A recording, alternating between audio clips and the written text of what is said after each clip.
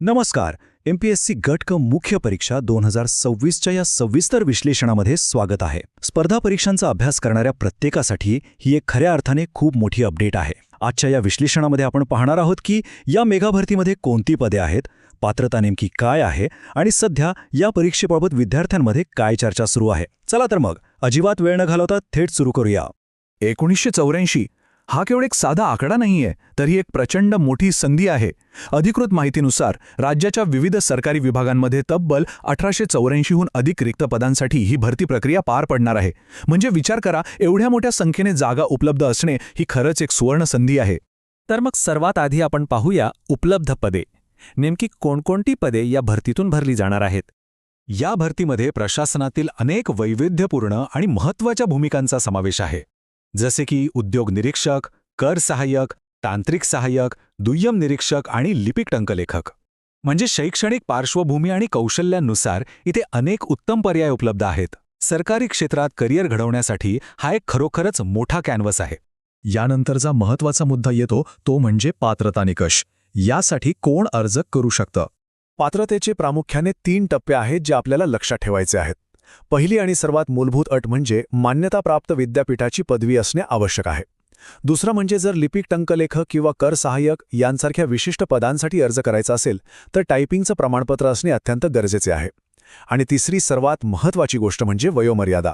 सरकारी नियमानुसार वयोमर्यादेत आणि आरक्षणात जी काही सूट लागू असते ती या भरतीतही दिली जाणार आहे.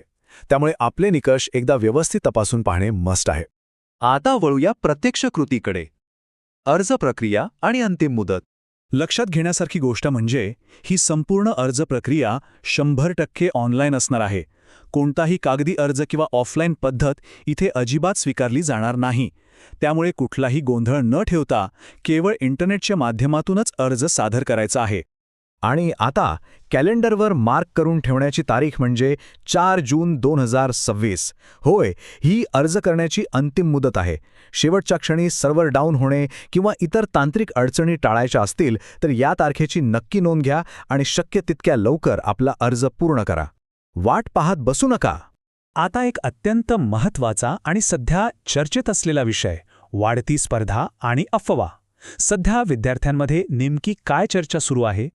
आपण पाहू शकतो की सध्या एका बाजूला अधिकृत वस्तुस्थिती आहे आणि दुसऱ्या बाजूला जोरदार अफवा. अधिकृत अपडेटनुसार अधिसूचना जाहीर झाली असून 4 जूनपर्यंत अर्ज करायचे आहेत हे स्पष्ट आहे. पण सोशल मीडिया प्लॅटफॉर्म्सवर अशी एक चर्चा सुरू आहे की नोटिफिकेशन उशिरा आल्यामुळे परीक्षेची तारीख कदाचित पुढे ढकलली जाऊ शकते. आता इथे आपण केवळ वस्तुस्थिती मांडत आहोत.